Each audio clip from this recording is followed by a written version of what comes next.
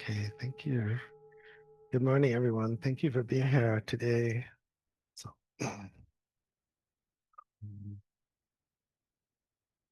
the topic today is student-teacher relationship. What's the actual title, Patty?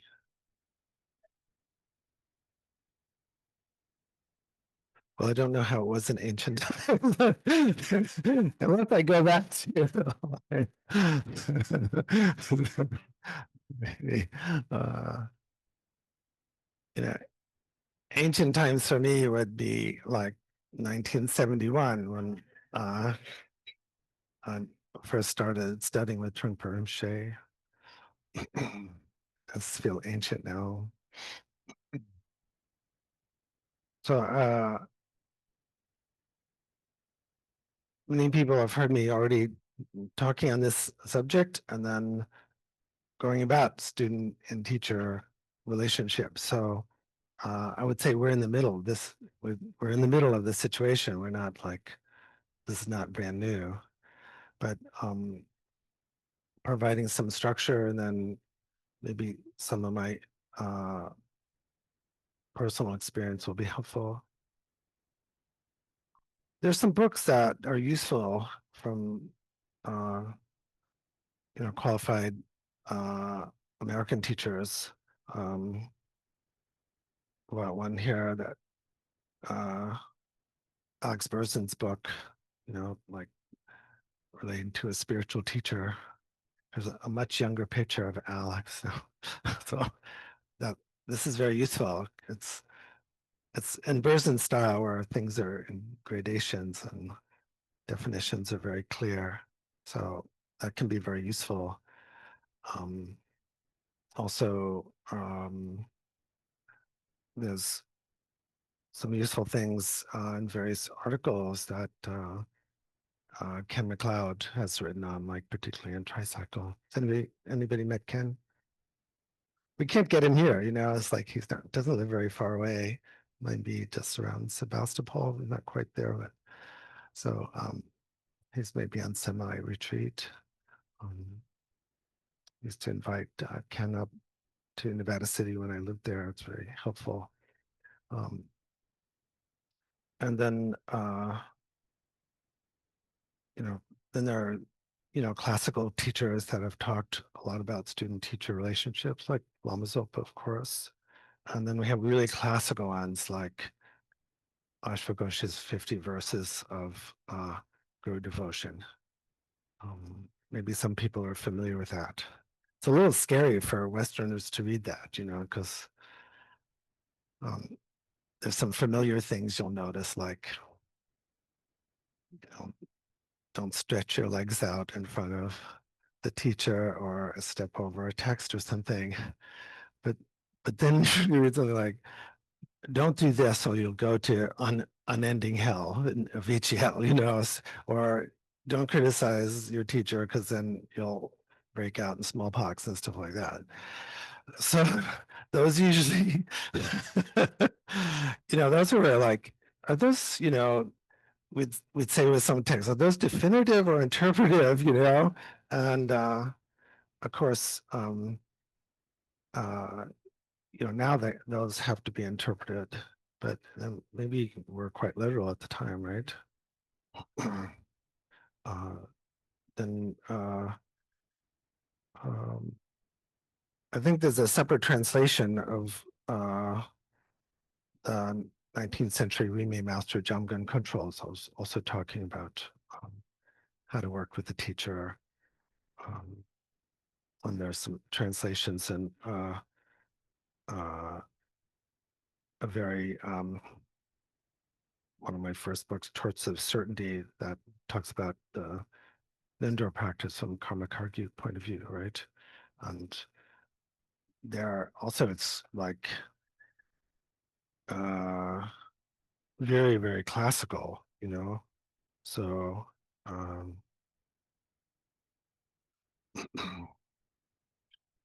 so there, like this is very difficult,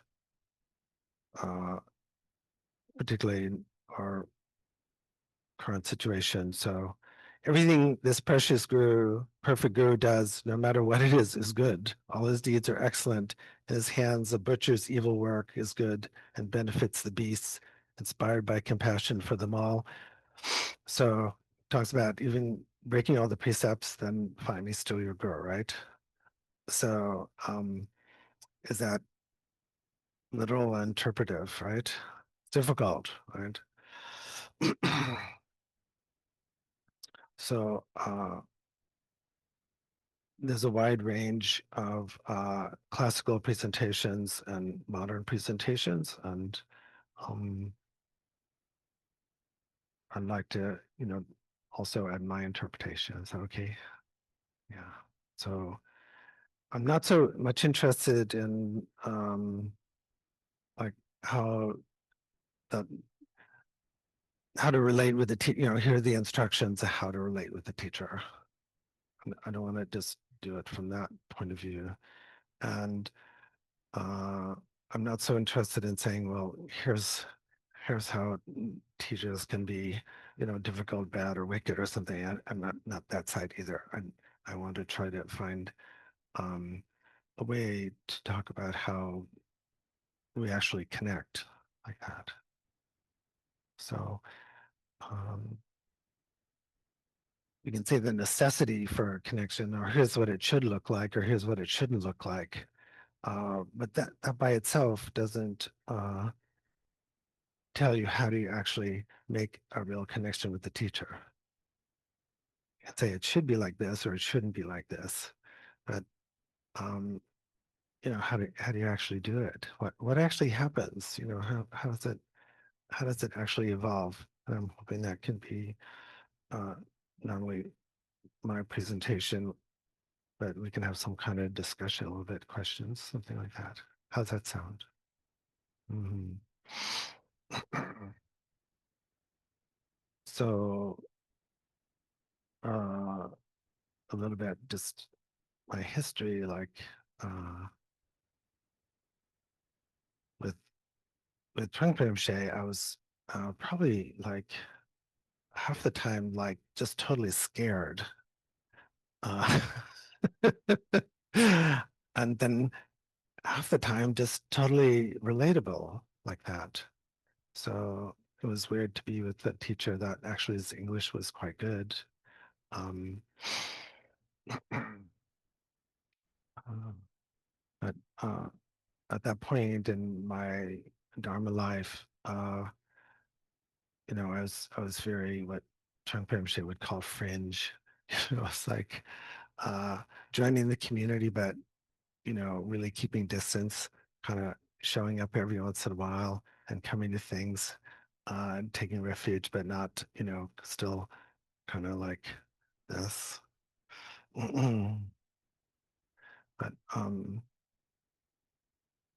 nevertheless, there were like uh, something happened inside that still is hard to, it still has juice and hard to explain. Um, I've talked in the past, but for some newcomers, um, I was very slow. 1971 didn't take refuge until 1976, Um, uh, I was just very cautious, studied at Middlebury, uh, and William Waldron is here. Anybody know, like, he's written a new book on Yogacara, just like give a shout out. But that was way before his time. So mostly studying, doing my senior thesis on Wittgenstein and Nagarjuna and, this being in my head and stuff like that. So I had very idealistic, scholarly kind of ideas. So it took me a long time to go, oh, okay, maybe some authentic Dharma is going on here in Boulder, because I was a little judgmental like that. But there was a breakthrough actually when I decided to take refuge, and uh, Yadra had us, do interviews, and we would sit waiting, kind of Zen style, kneeling outside his office in the hallway, kind of like for those who've done some Zen session, you line up in the hallway before you go in Roshi's room or something. And by then I knew he was late for a lot of things, so I thought I would show up late. So that was my relationship. You get it? It was this kind of strategizing with the teacher. He shows up late, so I'll show up late. That kind of. So I was actually one of the last people in line, and by then, it's like 11:30 at night or something. Because I think this is an evening person we're talking about. Trying to prove she was an evening person. So the first thing, going to his office, and he had his two, Dorji Kasung there, and they're looking very stern and suits it. But the first thing out of my mouth was, I can't believe I've waited so long for. And the Dorji Kasung, like, I swear they went for it. But he burst out laughing. He thought it was hysterical, and it just lightened the whole thing. It just changed the whole dynamic like that. So, of course, you didn't know what name you got, so it was very secretive. He wrote it down. And then what's interesting about his ceremonies is, of course, you had to do a lot of study ahead of time, but then you get your name and a little card after the ceremony. So we all get together and, what'd you get? So mine was, uh, good eye of patience, like that. So important. So the relationship changed on the basis that kind of genuine interaction, you see, because that would be the last thing I'd want to say. You just classically do not go to a teacher and pull the ego out and say, narcissistic, it's like, I'm really important. I've had to wait for this. This better be good, like that. So, but there was.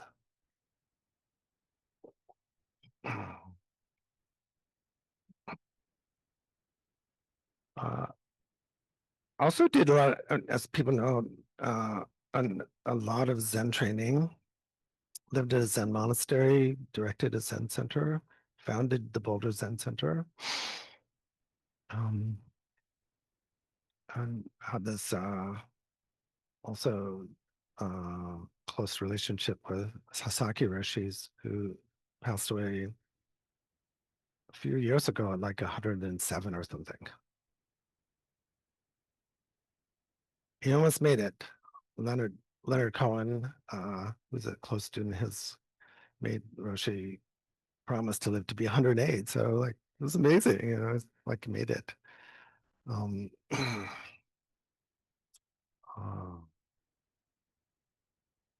Sasaki Roshi we spent a lot of time with him, and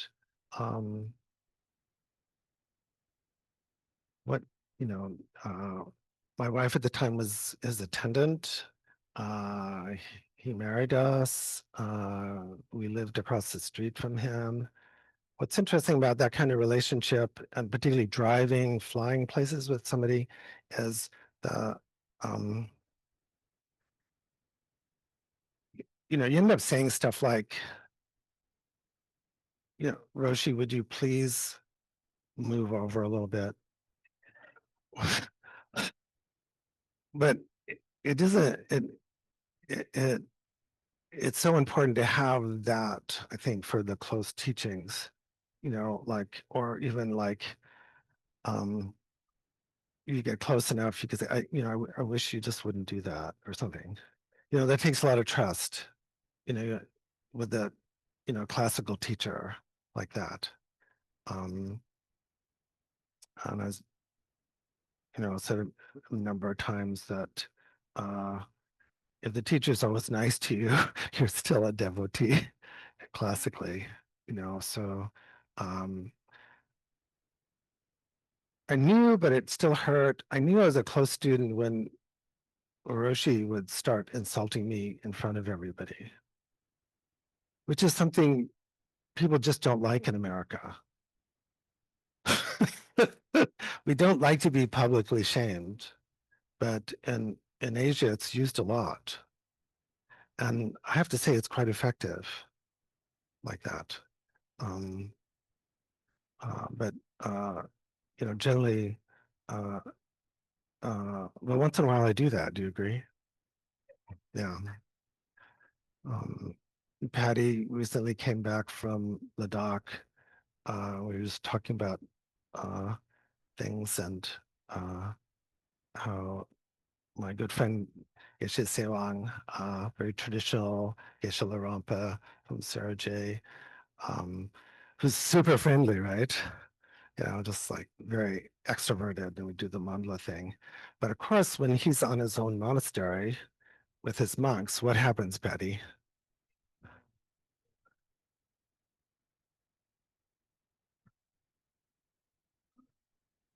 Can you hear Patty? Like, yeah, it would be yelling across, like, just like if somebody left the door open, but he shut the door, it's like, just screaming like that. That's, or monastery style is, like that. You don't say, would you please adjust the air conditioning? Something. Yeah, he's screaming, wasn't he? Yeah, yeah, yeah,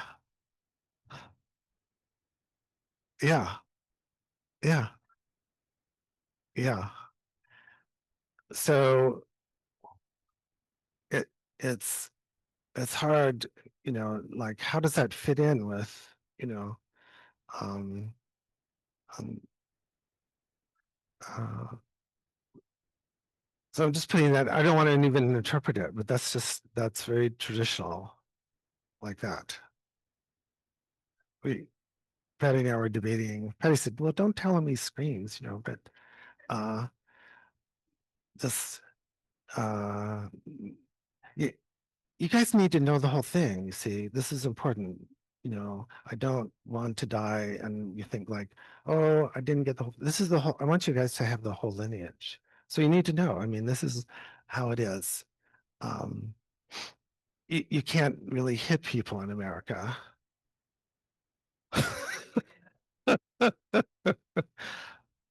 Which is probably a good thing. It's probably a good thing. Uh, but uh, yeah, teachers will hit you. Yeah. I don't think they're going to hit women, but they're going to hit you. Yeah. Um, this famous, the piece I want to bring out is how weird it is. We read in the text, so with, Talopa and Marpa, we're all familiar with that story, right? Um, Talopa sent Naropa on all these, like 12 things like Hercules have to do all this stuff, which was backbreaking and crazy making, and had to steal things and do all kinds of stuff and get beat up all the time. And then finally, the transmission easy took off his sandal and whacked him. Now, do you think that actually happened, or do you think that's a metaphor? How many people think actually happened? How many people think it was metaphor? How many people, if you thought like that would kind of push me, into, awakening, would be willing to be slapped? That's interesting. How many of you really would think I'd like to do it another way? Okay, right. Yeah. Um,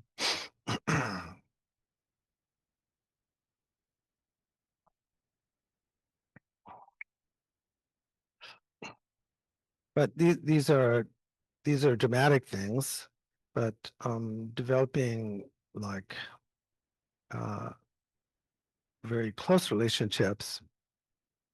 I'd like to go a little deeper. Um, ended up moving out of LA up to Northern California, eventually like Nevada City, and being a little bit making a change from Trungpa Rinpoche and Sasaki Roshi is a little bit uh, difficult, but things started happening, and what was interesting is I started reading. I'm a reader, so for some reason I started reading like a lot the biography and some of the key writings of Atisha, right? Who knows who Atisha is? Yes. Um, and something really stirred in me. It's funny. So the the generally Nyingma Kargya group, doesn't really lean into Atisha that much, right? You know, we're reading Padmasambhava or Longchenpa or Jigme Lingpa and da da da da da. Or you're reading Marpa and Milarepa and the Karmapas and so forth and so on. Because at that time I was uh, pretty much thinking, well, kind of a Zen person who does, a kind of Nyingma Kargya person like that. Um, in fact, not even not maybe 10 years ago, uh, when he was still alive, Raja Rinpoche was an incredible teacher. Um, he became took off robes, but lived. Anybody know who Raja Rinpoche is? So yeah, so incredible. He was he memorized the whole kosha with the commentary and everything. For those people studying the kosha, right? So he said, you sound more like a Kargya person." uh, so, but started reading Atisha, and particularly his seminal Lam Rim text, uh, a lamp on the path to enlightenment, and my something started shifting. You see, so in our tradition, we believe our teachers are still alive like that. The words are still alive. So that was kind of a new experience where I'd been reading Buddhist texts, and it was kind of like my living teachers who are alive, but the the former folks were not, right? And the texts were kind of, so there was very interesting. Um, and then when when uh, I was doing a lot of still some Zen training at Ring of Bone Zendo in North San Juan, Gary Snyder's and Aiken Roshi's. Anybody know Aiken Roshi? Yeah, wonderful teacher. So um, I I started having well, just put it this way, like Tara started showing up. And I had no like uh, when you're doing some of these practices, I don't know, you can like think, oh, I'm doing Dzogchen or I'm doing Zen or I, I'm not dealing with Tara. I'm dealing with Ekachati or somebody, or somebody like fierce, and Trauma Nagpo or something, you know. So Tara's just kind of she's very nice, but just a Kriya Yoga, Tara's not so important. And then it's interesting. Then I met a woman in Nevada City who said, "Oh, I have this teacher that's he doesn't speak very much English, but he's staying with me and do you want to come meet him? And when I went to her house, it was full of taras, and there was, you know, Lama Geshe, Gyatso's from Sergei Lao Constant, and it was very weird. So then he says, "Oh, do you know my good friend uh, Geshe Sapa from Madison?" And this is how it goes. And then they go, "Oh yeah, I know Lama Sopa." He goes, "Not Lama Sopa. Geshe Sopa." And then I felt like I'm a complete fucking idiot. Okay, so there's something that there's a dynamic there. Are you getting it? Like there's this kind of visionary experience, and that's a teach there and Tara, and then a meeting, and then something happened where, once again I was an idiot. Yeah, because I wanted to be impressive, So he said, "Well, what kind of meditation doing?" And I go, "Oh, Shine Latong." And he goes, "What?"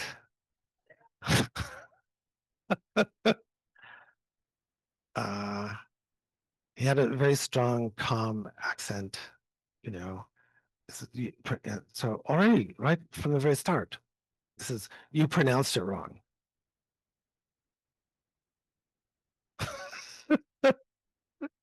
Yeah. Oh, interesting. It was horrible. It was horrible. It was horrible. I was just like, I broke down. So I can't do this thing. What am I doing here?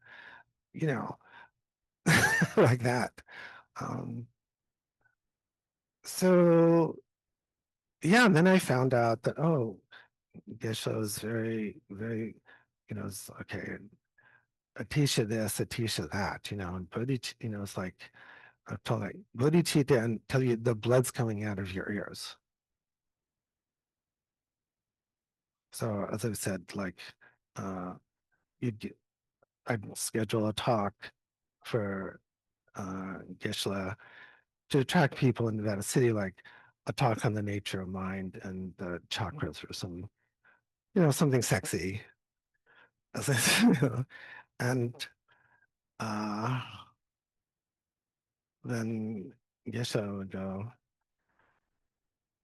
okay, most Yellow teachers, as you know, they're going to have a text in front of them. Yes, we want to have tie it in with something lineage, and it had the text, and you would just, So I said, okay, great, he's going to teach from the text, and then this is classical because I knew it that he would talk half the time about the title. Well, I knew he was going to do that, but still, I can't believe, like, we're in America, they don't want to know about the title. So get on with it, and then the rest of the time, he would just say, the the most important thing is bodhicitta. Okay, got it. And then, and then that was that for half an hour like that. So there's something really important going on when there's this kind of slowing down process and direct contact that's necessary for a real relationship, right? There's, there's, it's a little sparky, but it's a direct contact experience where you're not the teacher and you too. It's mutual breakthrough the strategies of relationships, right? Like that. So it just kind of went on like that. I have to say it. So, uh, but gradually, and there was a time that I've mentioned a number of times, which was a little culmination right here. It was just weird where I just said, well, I'll just do it your way. Because all along I realized, I was thinking, look, I know these teachings are precious and people have gotten enlightened and saved the world through them, but this is me. So there was some point where I just went, okay, I'll just do it. But it wasn't a big thing. It was just like, I was, uh, you need to do this, you know, you need to do a retreat on this subject or this, do a retreat on Tara. And usually I would go, good idea, but how about if I also add this or, can I can I shorten this over here? Because I've got that, that doesn't work for me. And how about if we skip the fire puja? Because, it's just it's a hassle. Something crazy. And so that, you know, there wasn't a moment, I'm trying to point, there wasn't a moment really where I could say, well, okay, now I'm just surrendering and see the guru as the Buddha and, it all kind of fits and there's rainbows. It was just so simple, like, oh, okay, no, just like, I wasn't snarky at that time when I didn't say to him, okay, I'll do it your way. I just said, okay, just, this thing got really simple and it was very simple after that. So the real relationships, all the people I've tried to get to know, like American teachers, hang out with them, and also my Tibetan friends, I'm nosy as a therapist, so I go, well, what was it like with your teacher? Ask them. So then you get really interesting. So one of the difficulties I think is like, a friend of mine did like a 3-year retreat with Kal Rinpoche, and but didn't feel like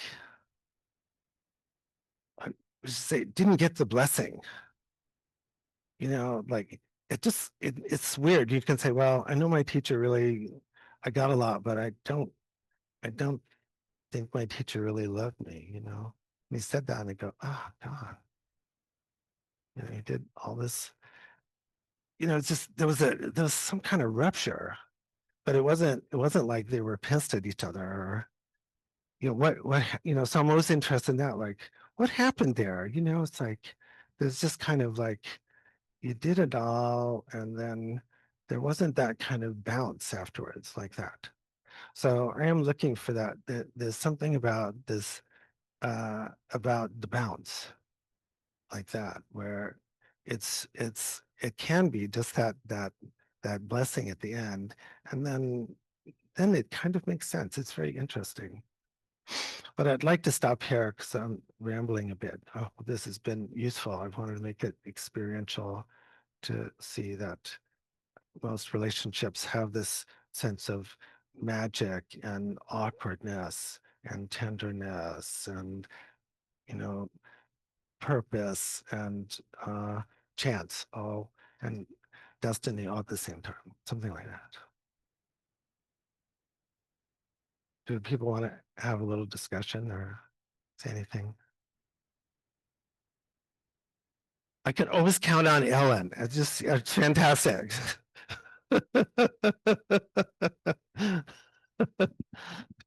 Thank you, Rinpoche. It's really fascinating, especially for you to share so from such a heartfelt perspective. I'm curious now that you're in the other seat, you explained all that from the student position. Now that you're in the other seat, how is it different, or how do you, do you drive it the same way you think they did to you, or do you do it differently, or do you not, is it not so intentional? Or I'm curious about now that you've had both sides of the the altar, how it's like as a teacher. Good question. Now I feel I have like 50 teachers. It's like that. Yeah. Yeah, I think that you need to carry it forward. So that's the thing. You don't want, so that was the neat thing. You don't want to switch. You don't want to just kind of like, okay, now I'm the teacher. That's not, that's one way to look at it, of course, like, okay, you're showing up at meetings and kind of make sure the, power stays on, the garbage is picked up. But yeah, it's important to kind of stay in that world, I think, where you're still like just a student of Shakyamunis, like the same.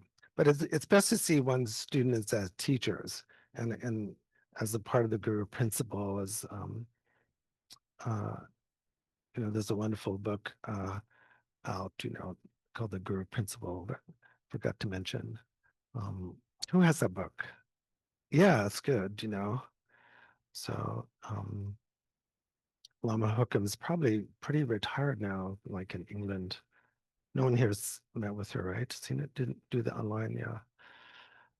She's very into like, you know, uh, Shentong style, Shentong Majamaka style, and um, uh, Kempo Sotram's Gyatso's books, but yeah, you want to keep that same kind of learner point of view. Otherwise, it gets crazy, and then people feel isolated. Then teachers feel isolated. Then you feel like, oh my gosh, so that like that. But I have inherited a lot of the personality styles of the teachers, so I'm kind of classical in that way. So I can relate well with the traditional teachers. Because I have that kind of personality style like that. That's actually quite traditional. Good question.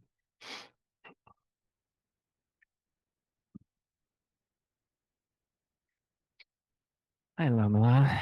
I was hoping you could touch on uh, the point of surrender when it's time to take that leap, because like that space is very vulnerable and uncomfortable. And I know for me, a lot of fear comes up in that like naked state. So could you touch on how to work with that experience and those emotions and that trust to go forth? Well, a little bit, I'd have to say I'm repeating myself because uh,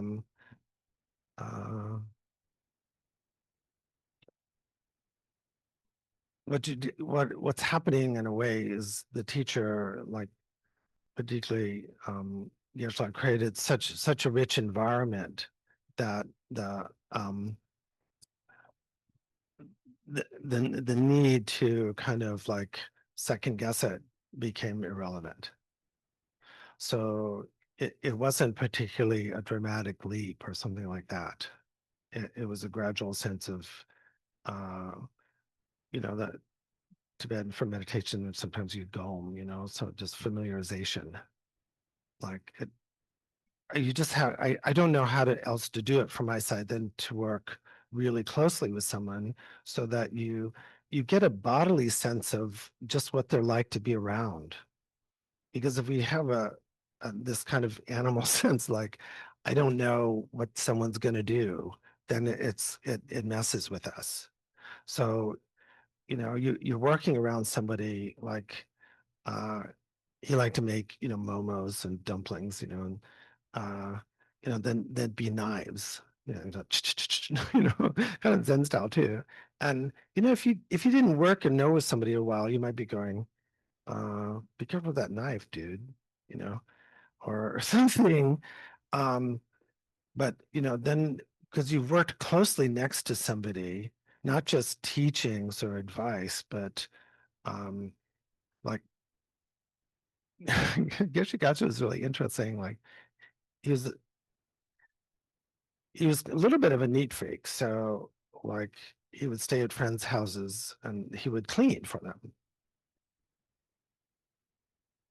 In fact, he's very unique because for a long time he lived in Karma Valley, and he lived with a student who was an architect and his family, Guillaume, and Carmel Valley's kind of sweet. Do you agree? But that's really unique. Where a teacher is usually they're gonna have their own little place, but he was totally embedded in his family, you know. Um, and then I'd go down there too and stay over, and then yeah, I was very much like that. So it's hard to do it if you don't actually see, you know, you're sitting next to somebody and they're eating, and then you got to drive with them, and then you're making breakfast with them, and then you're making these, the one of the value of the rituals. You know, people say, well, why do we do all these stupid rituals? We don't do very many here. You know, is that you're just working next to somebody making things. You know, you're just like pouring stuff or making stuff or, you know, making, you know, the tormas and stuff like that. And you just get a bodily sense of this person's safe to be around. They're just, you know, they're not going to just throw me under the bus. So it takes a long degree of, for some people, for me, you know, just kind of, okay, I'm just spending time, you know, the Dalai Lama says, check someone out for 12 years, you know, and in a way it it took me kind of close to that to just feel this sense of total like okayness.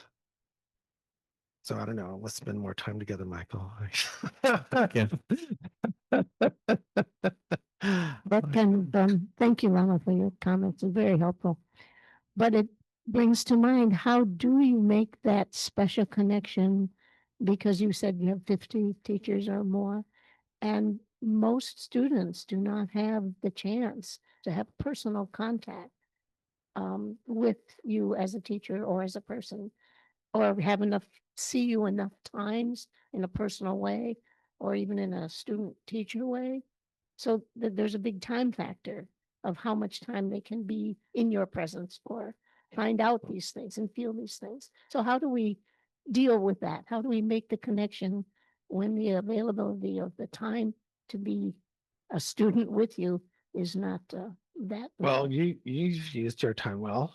I have, yes, Yeah. but I know many people. But yeah, you know, as Patty was saying, and you know, when you know, I've been living at Sarah J, you know, it's yeah, I mean, there's you know, your tutors and your individual teachers that are working with you on text and so forth, of course, are going to give you a lot of love and dharma also. But it can, if you have one particular connection with someone, then you know, it you don't always get a lot of time around them. But in the Tibetan system or Vajrayana system, there's a big buildup where you know, the even if you have a short meeting, you know, just once or twice a year. So the kind of dharma I want to give to people is like, let's say you actually get like a sit down with Dalai Lama, okay, which would be really hard to do at this point. And you know, describing your life as we always do, and then you go, what practice, you know, do you think would be best for me? What do you think he's going to say? Well, that's the one I say, which is a good answer. But you know, it just yeah, if he just if he said just really be kind.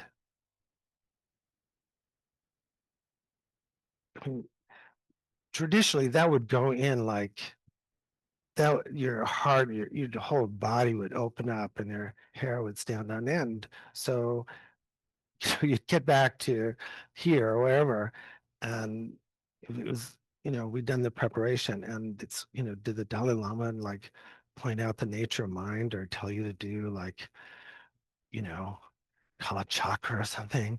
No, just be kind. Right? It just like that. like that.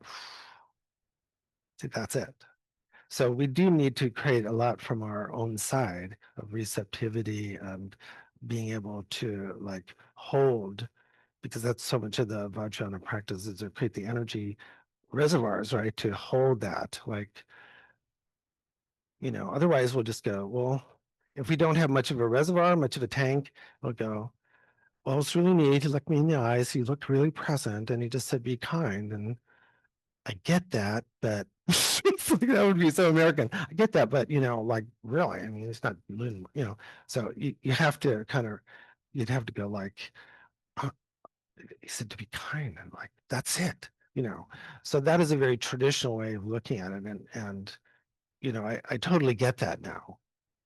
You know, I totally get that now. It's just, so the interviews can be traditional interviews, as some of us know, it's like, um, you might, you know, you do your prostrations and like, uh, you might ask a question or just present yourself, and the teacher will just talk for 15 minutes.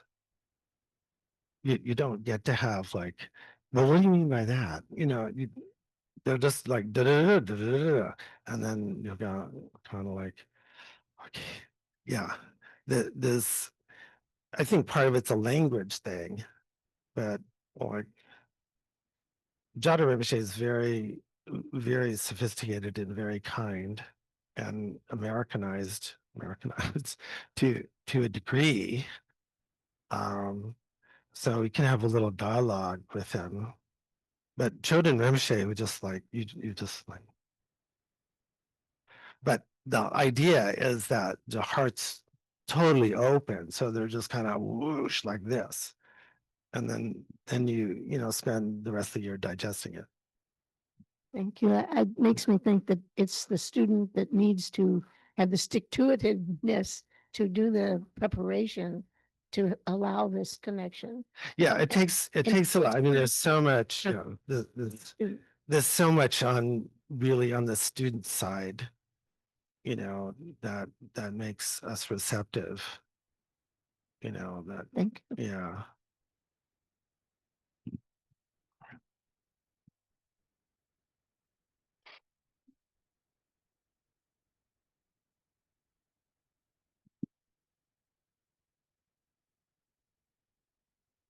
Um, I just wanted to ask, for first, I wanted to say that I kind of think of us all as like different types of fish in a tank, and that, you know, when you sprinkle those little flakes over, that's not, we all eat different things, and those flakes aren't going to cut it for everybody. So I guess in that vein, I wanted to ask, regarding cultivating student-teacher relationships with those who have been here for years versus those of us who sheepishly walked through the door a couple months ago, what do you think is working in terms of what you're putting out and what the students are putting out? And are there any goals or anything you'd like to see changed or improved on both ends? That's a big question. So, yeah, and I usually think of expansion and contraction, you know, so just like in the breath, we expand to a certain point and, you know, we contract to a certain point. So the what has to happen is you need teamwork, you know.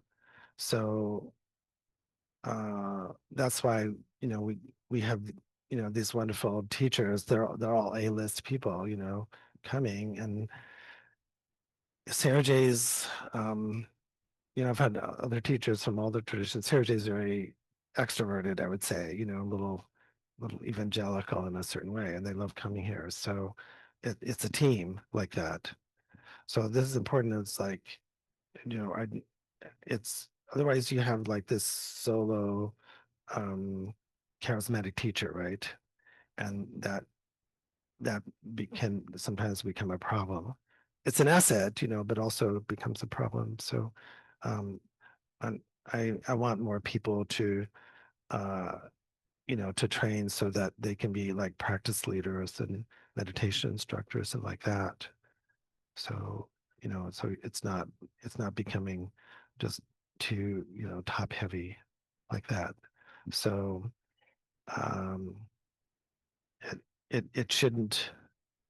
So a very important piece that I quote a lot is you know, Shariputra, of course, one of the main disciples. Shariputra's kind of slammed in the Heart Sutra, right? But you know, was a teacher, yoga teacher himself, and very accomplished, and so didn't want to look like an idiot and go to one of the Buddhist talks. You all know this story, right? So Linda's shaking her head. So okay, I'll say it again. Just for you. I'm going to say it all over again. They've all heard it, but you know. So he didn't want to go and sit, you know, and have to circumambulate the Buddha or even be seen because he had maybe 200 students. You know, it's how he made a living. So he waited outside, you know, until the meeting dispersed and stopped a monk on the way out. And if I was a really good scholar, I would remember the monk's name, you know, and just asked, hey, what did this fellow say? Does anybody remember what? Oh, come on, please, guys. This like years and years. I keep saying it over and over again. Come on, just try. One person. What do you think the monk said? What about what the Buddha said? Yeah, say it again. Say it loud. Right. Whatever has a cause also has, you know, an ending, right? Right there. Right there. Just open, right? So in a way, that's kind of the model, because okay, so we say Lama, Buddha, Dharma, Sangha. So in our tradition, what do we say is the ultimate refuge? Dharma's the ultimate refuge. Has to be. Has to be. Of course, the Guru opens our hearts, and it's necessary to have a teacher, but we want to create a situation. See, that was a situation where Shariputra was so attuned that, you know, didn't have to be in the Buddha's presence to get it, you know. So that we want to create that kind of situation here. So we create folks that are willing to be attuned, and of course it's my job and the board's job to try to do that so people could just hear it and then whew, like that. That makes sense, kind of. Yeah. It's flakes. I'll take it. Okay.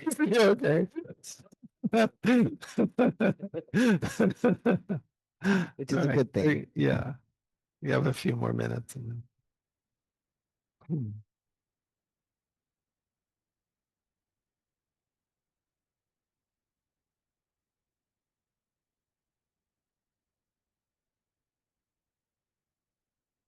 Are there any other questions or anything online? okay.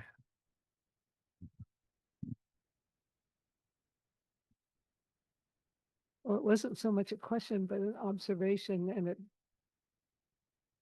follows exactly on, I think, on what you just said, that one of the ways to judge a teacher, I think, is to look at the students, his or her students, Yes. right?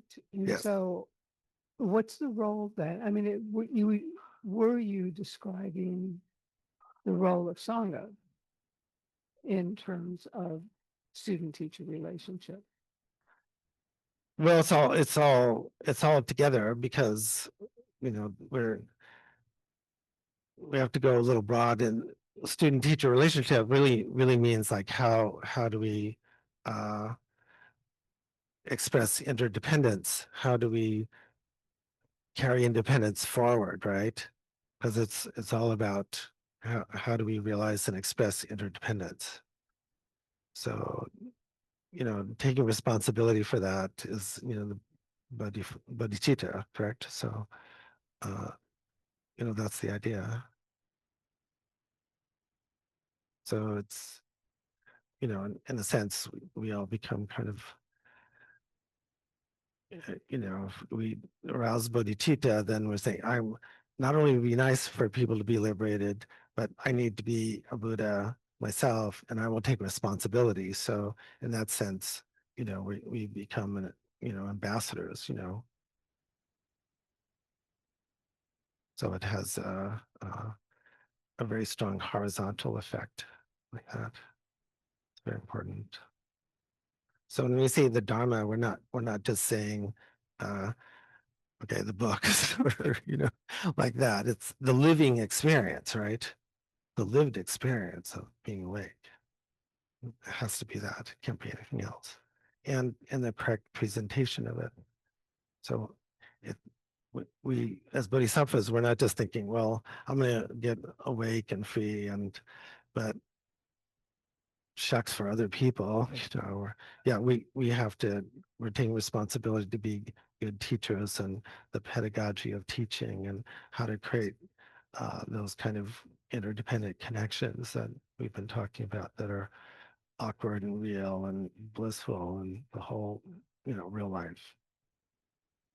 So I think actually we're doing a pretty good job, You can do this. Yeah, because I have to tell, so these wonderful teachers come here and they don't say, they're not jumping my shit, they don't say, look, you're screwing up and do this, they're going, oh, this is really good. Yeah, so I know we're on the right track, but they're a little bit the problem, not problem, but Tibetan Buddhism, or maybe it's all Dharma, is you've joined the mafia, you see. So, so the good part is like you're in, but then just like Godfather, like then they come and they, say, I need you to do a service. So when Geshe Losang said, it's not working out, the RE Foundation isn't working out in Southern California, would you please take it over? This is working with his school there, talking to Patty and Connor. You can't say no, you see. You could say no. American style, you could say, gosh, just, we are very full here and really honored. Thank you. But no, you can't say that. I know how it works.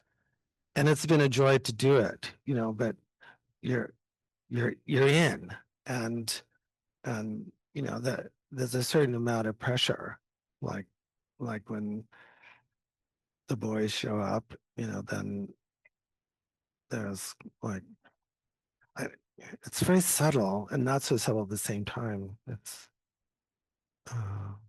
like, are you following through? We're watching. Yeah, like that. But it feels good. It feels good. It's family. It doesn't feel, but it's family, right? So like that. Yeah. Okay, one more question or comment, then we need to close.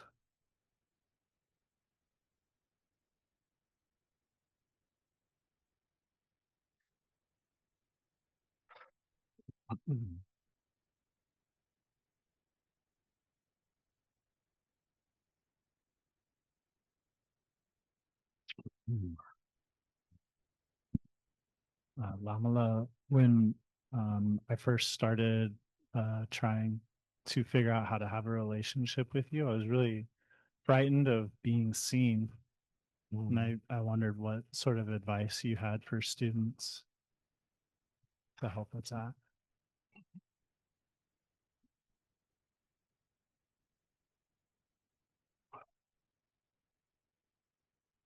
there's so many different ways to answer that, you know, so I'm going to start with Choden Rinpoche, who's I've been thinking about lately.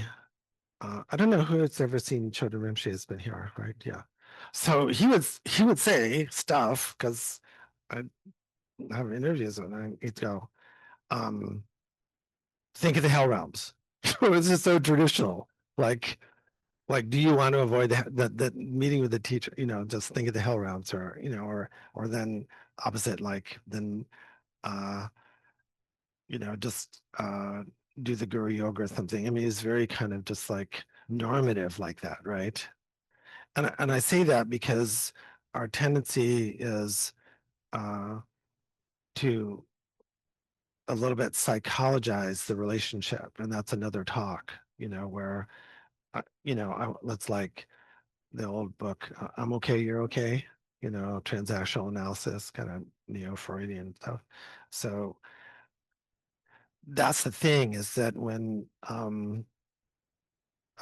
it can be done on that level for sure, because we sometimes just have to start where we are, right? But generally, like particularly with Choden Rinpoche, he would just kind of drop, the whole thing would just drop, you know, because of these kind of completely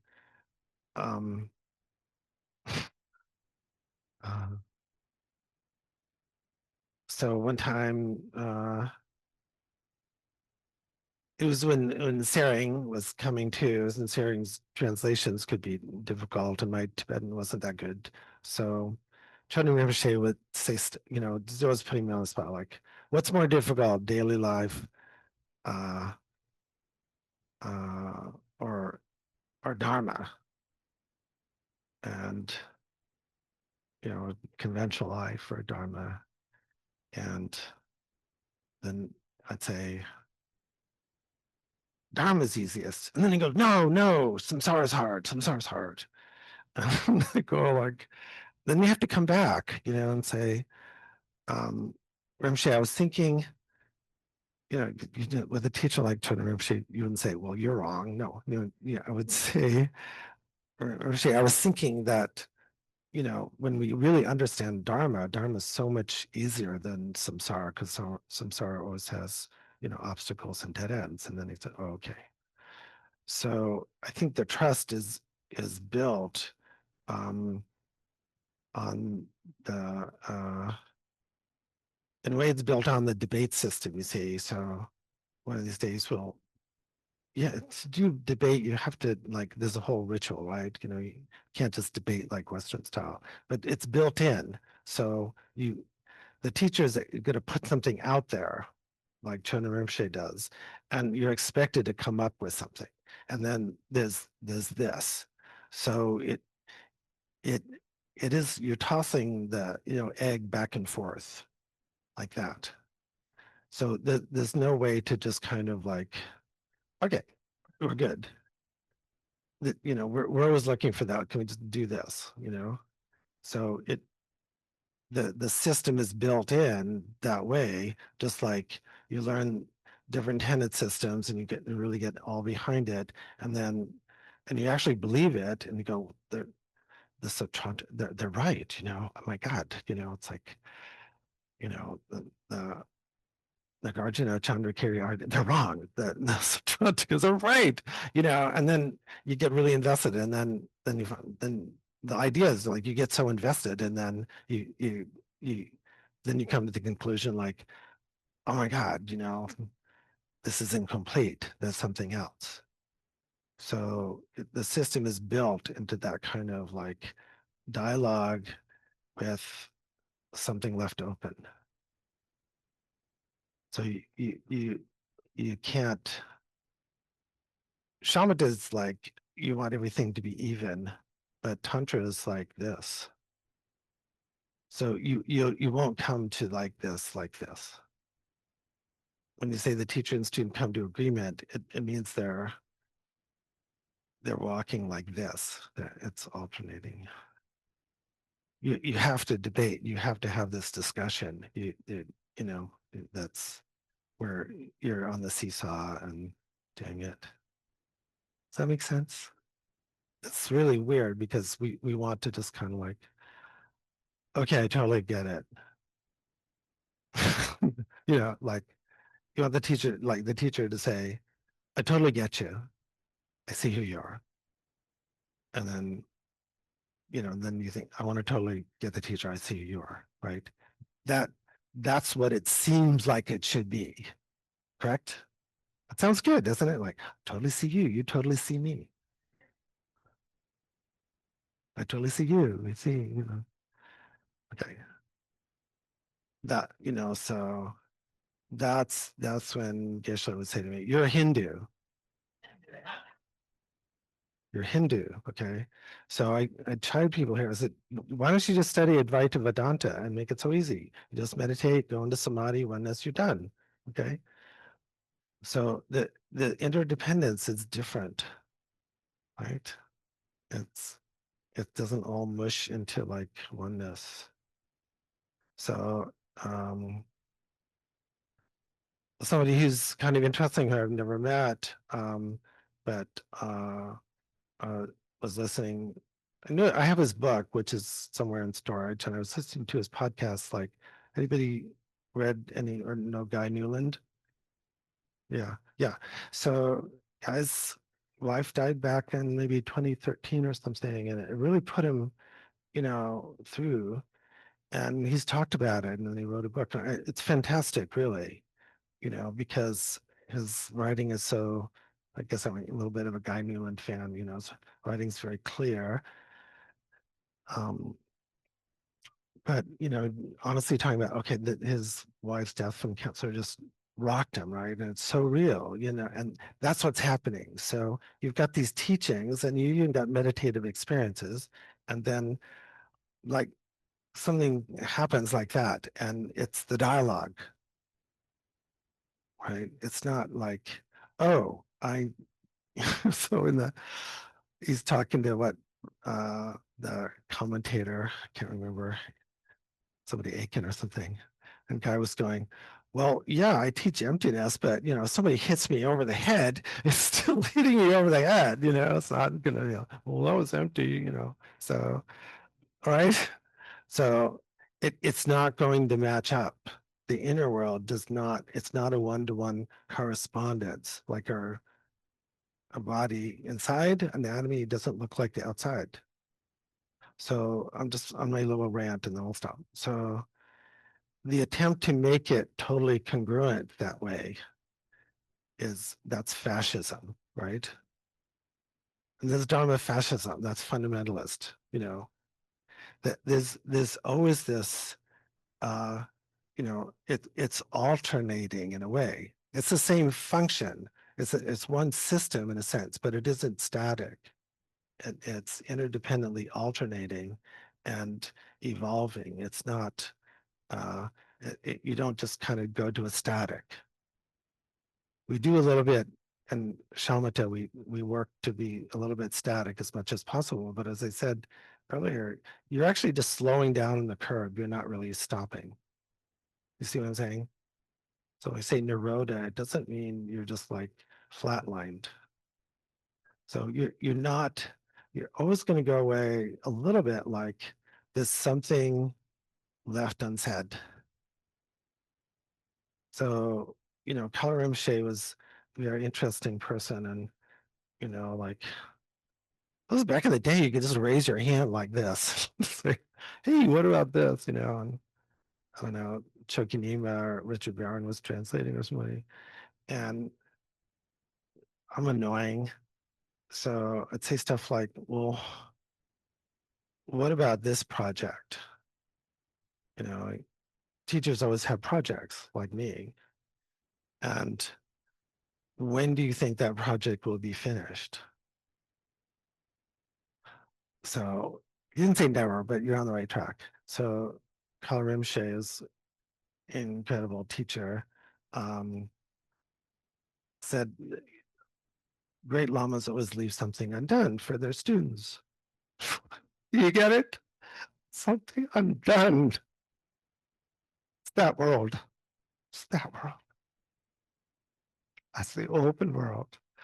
You don't want this. You don't want fascism, right? Yeah. Actually, we're living under an authoritarian government.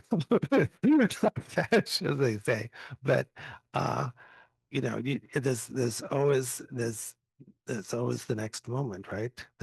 So we don't believe in nihilism, right? We believe in continuity, tantra's continuity. It's interesting, right? Okay, so we should do prayers, right? Yeah, good.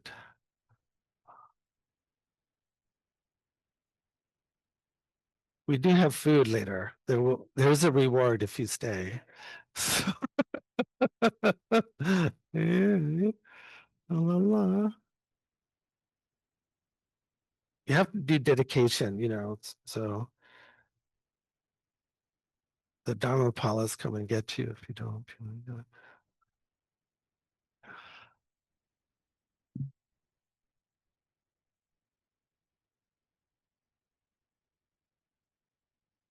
Due to the May merits to of these virtuous actions, may I quickly attain the state of Guru Buddha, lead all living beings without exception into that enlightened state. May the supreme jewel bodhicitta that has not arisen arise and grow. May that which has risen not diminish, but increase more and more. In the land encircled by snow mountains, you are the source of all happiness and good. All powerful Chenrezig Tenzin Gyatso, please remain until samsara ends. May the teachings of the Buddha flourish, and may the upholders of the teachings remain forever. May all migrators achieve happiness, and may they fulfill all their temporary and ultimate goals. Losang, magical display of the deep awareness of all the victorious ones, merciful giver of a stream of profound and vast instructions, fortunate migrators, please remain always unperishing, unchanging, unfading. Avalokiteshvara, great treasure of objectless compassion. Manjushri, master of flawless wisdom. Vajrapani, destroyer of the entire host of Mars. Tsongkhapa, crown jewel of the Starland sages. Losang Drakpa, I make request at your holy feet. Yeah, thank you. Do we have exit music? This would not happen in Sarah J. Omo araya patayana indi Om araya patana indi Omo araya patayana